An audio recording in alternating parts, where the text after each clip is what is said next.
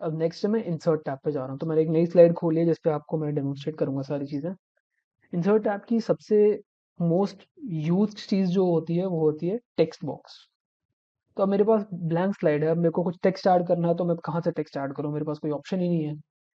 तो इसके लिए हम टेक्स्ट बॉक्स यूज़ करते हैं। मैंने यहाँ पे टेक्स्ट बॉक्स पे क्लिक करा, अब मेरे पास ये उल्टा क्रॉस आ रहा है, तो मैं जहाँ पर भी ये उल्टा क्रॉस को लेफ्ट क्लिक करूंगा, मेरे पास एक टेक्स्ट बॉक्स आ चुका है। तो इसमें मैं जो टाइप करना चाहूँ वो कर सकता हूँ। एंड ऑल्सो अब मेरे पास शेप फॉर्मेट की ऑप्शन भी है इसके अंदर। जब मैं ये टेक्स्ट बॉक्स सिलेक्टेड है, तो इसको भी मैं वैसे ही एडिट कर सकता हूँ जैसे मेरा शेप थी, राइट। एंड इसका मैं साइज इंक्रीज डिक्रीज कर सकता हूँ जैसे मैं चाहता हूँ। So this is how you use text box. और आप इसको रोटेट भी कर सकते हैं। जो ये रोटेट का ऑप्शन है, आप इसको क्लिक करके रखिए एंड मूव करेंगे तो ये रोटेट भी हो जाती है। तो टेक्स्ट बॉक्स बहुत इंपॉर्टेंट कॉन्सेप्ट है, आपको पता होना चाहिए कि कुछ भी आपने इमेज ऐड करी, फिर इमेज के नीचे आपको कुछ लिखना है तो आप टेक्स्ट बॉक्स यूज़ करेंगे। तो नेक्स्ट आते हैं हम इमेजेस कैसे ऐड करते हैं एक प्रेजेंटेशन में। तो एक ऑप्शन है कि मैं यहाँ पे इमेजेस पे जाके पिक्चर्स पे क्लिक करूँ, और इनमें मेरे पास तीन ऑप्शन है। पहले तो दिस डिवाइस पे जाऊंगा तो मेरे डिवाइस पे जो इमेजेस स्टोर्ड होंगी मैं वो इसमें ऐड कर सकता हूँ, मेरे पास कोई डाउनलोडेड इमेजेस है तो। और अगर मेरे को ऑनलाइन ढूंढनी है तो मैं ऑनलाइन पिक्चर्स पे क्लिक करूंगा। हमें वो बहुत सारे ऑप्शन है, मैं यहाँ से भी चूज कर सकता हूँ। अदरवाइज मेरे को अगर स्काई की इमेजेस चाहिए तो मैंने से स्काई पे क्लिक करा, अब मेरे पास कुछ स्काई की इमेजेस आ गई हैं। मैंने इस पे क्लिक करके इंसर्ट पे क्लिक कर दिया, अभी पिक्चर डाउनलोड हो रही है और ये इमेज मेरी स्लाइड पे आ चुकी है। इस प्रोसीजर को करने के लिए ऑनलाइन आपको अगर इमेजेस चाहिए तो ऑब्वियसली आपके पास एक इंटरनेट कनेक्शन होना चाहिए, अदरवाइज ये चीज़ काम नहीं करेगी। अब जैसे ही मेरे पास ये इमेज आई, मैंने इस इमेज पे क्लिक करा, अब जो ये डॉट्स आ रहे हैं इनसे आप इमेज को रीसाइज कर सकते हैं। इसके अंदर एक छोटी सी टिप, आप हर डायमेंशन से इसको इंक्रीज कर सकते हैं। जैसे मैं इसको ऐसे भी इंक्रीज कर सकता हूँ, मैं इसको ऐसे भी इंक्रीज कर सकता हूँ इमेज को। बट नॉर्मली अगर मैं इन साइड से ऐसे इंक्रीज करना चाहूँ तो इमेज का जो एस्पेक्ट रेशियो होता है, एस्पेक्ट रेशियो मतलब उसकी लेंथ टू ब्रेथ की रेशियो होती है, वो चेंज हो जाती है। तो इससे इमेज खिंचने लग जाती है और उसकी क्वालिटी खराब हो जाती है। तो इट्स प्रेफरेबल कि आप कॉर्नर से इमेज को ऐसे सेलेक्ट करें एंड ड्रैग करें जिससे उसका स्केल सही रहे, बट साइज इंक्रीज या डिक्रीज हो सके। तो ये मेरे पास इमेज थी, मैंने यहाँ से डाल दी। तो एक ऑप्शन इमेज को इंसर्ट करने का यहाँ से था।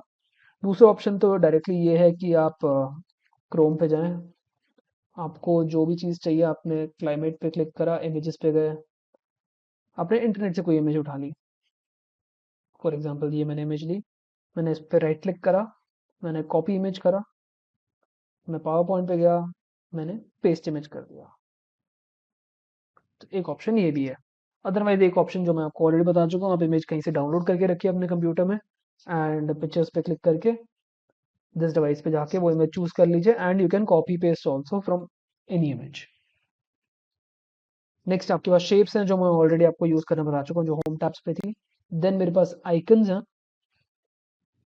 आइकन्स ये इंटरनेट से ही उठाता है, तो ये कुछ आप फेमस आइकन्स अगर आपको खुद चाहिए या फिर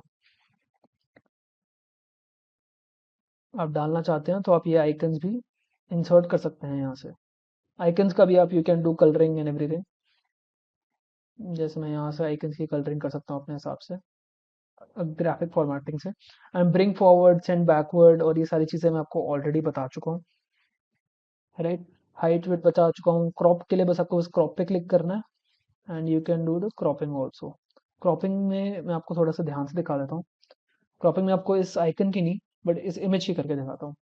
तो इमेज में भी मेरे पास सेम ऑप्शन है, मैं इस पर क्रॉप पे क्लिक करता हूँ तो मेरे को जितना पार्ट उस इमेज का चाहिए मैं उतना रख सकता हूँ। तो मैंने यहाँ पे इन कॉर्नर्स पे जाता हूँ, ये जो ब्लैक ऑप्शंस हैं इन पे मैं क्लिक करके रखता हूँ और इनको ड्रैग करता हूँ। अब जो भी ग्रे पार्ट है वो हट जाएगा इस क्रॉप में एंड जो कलर्ड पार्ट आ रहा है वो रिमेन करेगा इमेज में। तो मैंने क्रॉपिंग करनी शुरू करी एंड मैंने सिर्फ इतना पार्ट क्रॉप कर दिया। अब जैसे ही मैं बाहर क्लिक करूंगा इस इमेज के तो grey part will be removed और जो ग्रीन कलर्ड पार्ट है वो रहेगा।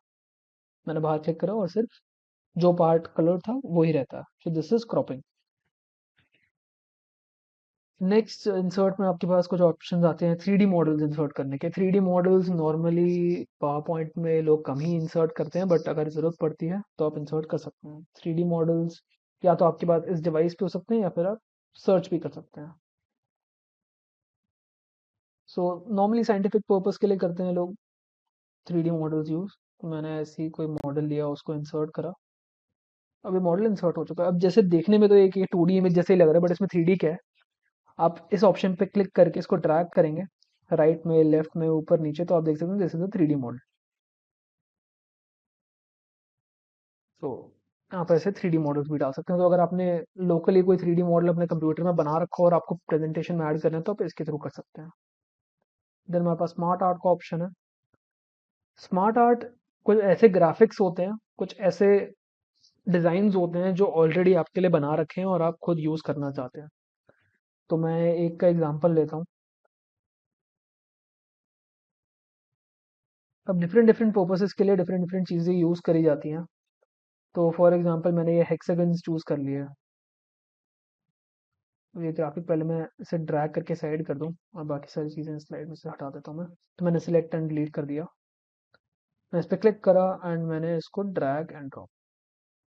तो इसमें ये चीज़ें एक्सप्लेन करने के लिए हेक्सागन काफ़ी हेल्प करता है। जैसे आइटम 1 लिखा मैंने एंड इसके बारे में लिखना शुरू करा, या फिर मैंने लिखा मैनेजिंग डायरेक्टर, डायरेक्टर,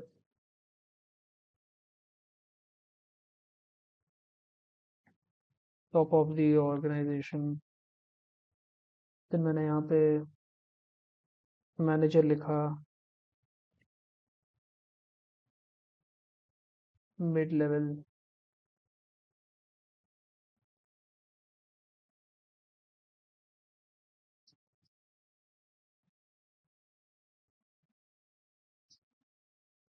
ऐसे अगर मेरे को कुछ हायरार्की दिखानी हो या फिर कुछ स्पेसिफिक डिजाइन दिखाने हो तो स्मार्ट आर्ट उसके लिए यूज होता है। तो स्मार्ट आर्ट कुछ स्पेसिफिक डिजाइन होते हैं जो आप किसी भी पर्पस के लिए यूज कर सकते हैं, राइट।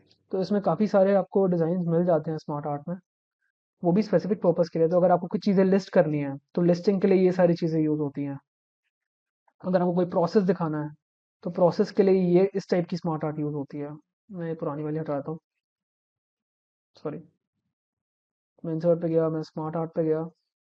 जब मेरे को अगर कोई प्रोसेस दिखाना है तो मैंने ये चीज़ यूज़ करी और मैंने बोला this is the step 1, then step 2, then step 3। और मेरे को अगर इनका कोई डिस्क्रिप्शन ऐड करना है तो जैसे मैंने आपको इंसर्ट में जाके टेक्स्ट ऐड करने के बोला था, आप टेक्स्ट बॉक्स ऐड कर सकते हो। The detail of step 1 is as follows, and आप एंटर करके यहाँ पे ऐसे बुलेट पॉइंटर्स भी डाल सकते हैं टेक्स्ट बॉक्स के अंदर, राइट। और मैंने इसको ड्रैग एंड ड्रॉप करके इसके नीचे कर दिया। तो अब आपको समझ में आ रहा है इसकी एप्लीकेशन कैसे होती है कि आप डिफरेंट डिफरेंट डिजाइन लेते हैं एंड टेक्स्ट बॉक्स के थ्रू उसको आपने एडिटिंग कर दी तो प्रेजेंटेशन में काफ़ी हेल्पफुल रहता है। तो कुछ और स्मार्ट आर्ट देख लेते हैं। प्रोसेस प्रोसेस दिखाने के लिए ये सारी स्मार्ट आर्ट यूज़ होती हैं। साइकिल्स दिखाने के लिए ये यूज़ होती हैं। कोई हायरार्की दिखानी है तो इस टाइप की स्मार्ट आर्ट यूज़ होती हैं। रिलेशनशिप्स के लिए ये यूज़ होती हैं, मैट्रिक्स, पिरामिड्स, एक्सेट्रा। तो काफ़ी सारी स्मार्ट आर्ट्स हैं and these are very useful जब आपको प्रेजेंटेशंस बनानी होती हैं या फिर आपको कुछ रिलेशनशिप्स दिखाने होते हैं डिफरेंट डिफरेंट चीज़ों के बीच में। तो ये डिज़ाइंस आपको वो चीज़ आसानी से दिखाने में हेल्प करती है और यही पावर है पावर पॉइंट की। नेक्स्ट आपके पास ऑप्शंस आते हैं चार्ट्स ऐड करने के लिए। जैसे आपके पास एक्सेल में चार्ट्स होती हैं तो आप फॉर एग्जांपल मेरे को ये बार चार्ट ऐड करनी है तो मैंने इसको सिलेक्ट करा। या लाइन चार्ट्स ऐड करनी है तो मैंने कोई स्पेसिफिक टाइप की ऐसे लाइन चार्ट सेलेक्ट करी और मैंने ओके पे क्लिक कर दिया। सॉरी, मेरे को ये नेक्स्ट स्लाइड पे करना चाहिए। हम्म, तो मैंने लाइन चार्ट चूज करी, जो मेरे को जो डिज़ाइन मेरे को अच्छा लगता है, और मैंने ओके पे क्लिक कर दिया। तो मेरे पास एक लाइन चार्ट आ गई। बट मैंने डेटा एंटर करा नहीं था, तो डमी डेटा डाला हुआ है। तो इस डेटा को चेंज करने के लिए मैंने ये एक्सेल शीट खुद आई है मेरे सामने, और इस एक्सेल शीट के अंदर मेरे को जो भी ऐड करना है वो मैं ऐड कर सकता हूँ। जैसे मैंने आपको एक्सेल के लेक्चर्स में बताया ही था कि आप कैसे डेटा एंटर कर सकते हैं। तो ये जो कैटेगरीज हैं ये मेरा एक्स एक्सिस है, ये जो मेरा सीरीज हैं, ये इनकी वैल्यूज हैं over some period of time, है ना। तो मैं जैसे जैसे मैं इसमें डेटा चेंज करूंगा वो डेटा चेंज इसमें रिफ्लेक्ट होता रहेगा। जैसे आपने देखा मैंने 5 पे चेंज करा तो ये लाइन के पैटर्न्स चेंज हुए। तो जो भी डेटा है मैं यहाँ पे एंटर कर सकता हूँ, या फिर अगर मेरे पास कुछ डेटा ऑलरेडी एक एक्सेल शीट में प्रेजेंट है मैं उसको यहाँ पे पेस्ट कर सकता हूँ, राइट। सो ये चार्ट्स की चीज़ हो गई है। तो चार्ट्स आप नॉर्मली एक्सेल के डेटा के थ्रू ही बनाते हैं, because Excel is very good at creating charts. Next, so next आपके पास रहता है टेक्स्ट बॉक्स, मैंने आपको बता दिया है header and footer. Header and footer में क्या होता है कि एक स्लाइड में, फुटर्स तो आपको ऑलरेडी पता होगा, फुटर्स इज जो लोअर पार्ट में अगर आप कुछ टेक्स्ट लिखना चाहते हैं स्लाइड का तो वो फुटर होता है। हेडर होता है कि अगर आपको टॉप पार्ट पे कुछ ऑलरेडी लिखा हुआ चाहिए तो नॉर्मली लोग फुटर ही ऐड करते हैं। तो फुटर में आप स्लाइड नंबर ऐड कर सकते हैं कि आप हर स्लाइड को जो भी आपकी प्रेजेंटेशन में आप उसके राइट बॉटम में आप एक नंबर ऐड कर सकते हैं। तो आप अगर मेरे को स्लाइड नंबर चाहिए तो मैं स्लाइड नंबर पे ओके करता हूँ। और फुटर में अगर मेरे को अपनी ऑर्गेनाइजेशन का नाम लिखना है तो ये लिख दिया। एंड मैंने अप्लाई टू, अच्छा अगर मैं अप्लाई पे क्लिक करता हूँ तो जिस स्लाइड पे मैं हूँ सिर्फ उसी स्लाइड पे अप्लाई होगा। अगर मैं अप्लाई टू ऑल पे क्लिक करता हूँ तो मेरी जितनी भी स्लाइड हैं सब पे एक स्लाइड नंबर ऐड हो जाएगा और एक फुटर ऐड हो जाएगा। अब आप देखिए यहाँ पे एक फुटर आ गया एंड यहाँ पर एक स्लाइड नंबर भी आ गया और ये हर स्लाइड पे हो गया automatically. So header and footer again बहुत इंपॉर्टेंट चीज़ें हैं। नेक्स्ट, अगर आपको कुछ इक्वेशंस ऐड करनी है तो आप इसके थ्रू ऐड कर सकते हैं। जैसे यहाँ पे कुछ ऑलरेडी लिखी हुई इक्वेशंस हैं, या तो मैं उनमें से चूज कर सकता हूँ या फिर अगर मेरे को कोई इक्वेशन खुद से लिखनी है तो मैं वो भी लिख सकता हूँ। एक तरीका जो है इक्वेशन ऐड करने का वो मैं आपको ऑलरेडी बता चुका हूँ, जिसके अंदर आप यहाँ पे क्लिक करके एक डिफॉल्ट इक्वेशन सिलेक्ट कर सकते हैं। इंसर्ट पे जाके आप एक डिफॉल्ट इक्वेशन सिलेक्ट कर सकते हैं जो यहाँ पे ऑलरेडी अवेलेबल होती है। आप डायरेक्टली क्लिक करेंगे और इक्वेशन यहाँ पे विजिबल होगी। लेकिन अगर आपको खुद से एक इक्वेशन लिखनी है तो आप इक्वेशन में के पाई वाले बटन पे क्लिक करते हैं और आपके पास एक टेक्स्ट बॉक्स आ जाता है ऐसे। तो इस टेक्स्ट बॉक्स में आपको डायरेक्टली अपनी इक्वेशन लिखनी शुरू करनी है एंड प्रेफरेबली आप ब्रैकेट्स का यूज करें टू इंश्योर कि जो भी आपकी इक्वेशन है वो ढंग से फॉर्मेट हो। फॉर एग्जाम्पल, अगर मेरे को एक इक्वेशन लिखनी है x upon y is equals to z plus 5 का होल स्क्वायर, तो इसको जब मैं टाइप करना शुरू करता हूँ तो मैं x डिवाइडेड बाय y, अभी जैसे आप देख सकते हैं x डिवाइडेड बाय y सिर्फ डिवीजन के फॉर्मेट में आ रहा है, ये फ्रैक्शन के फॉर्मेट में नहीं आ रहा। बट जैसे ही मैं स्पेस दबाऊंगा वो ऑटोमेटिकली फॉर्मेट होकर फ्रैक्शंस में आ जाएगा लाइक दिस। नेक्स्ट आप इक्वल टू पे क्लिक करते हैं एंड देन मेरे को लिखना है x plus 5 z plus 5 raise to power 2।